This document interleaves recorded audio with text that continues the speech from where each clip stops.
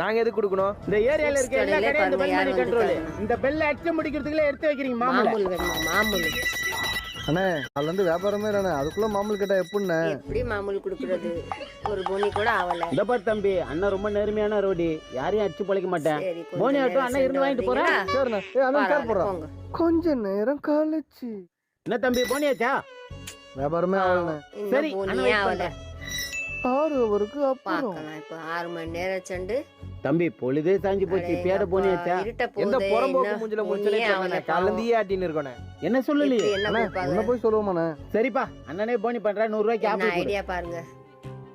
ஆஹா பரவாயில்லையே. 100 ரூபாய் ஆச்சா? ரொம்ப நன்றிண்ணே. பாருங்க. தம்பி நன்றிலாம் இருக்கட்டும். போச்சு. அந்த 100 ரூபாய் மாமூல் கொடு. 100 ரூபாய் அட போனி ஆச்சுல. வேணுமா இது? இந்த வேலை வேணுமா? Like and subscribe.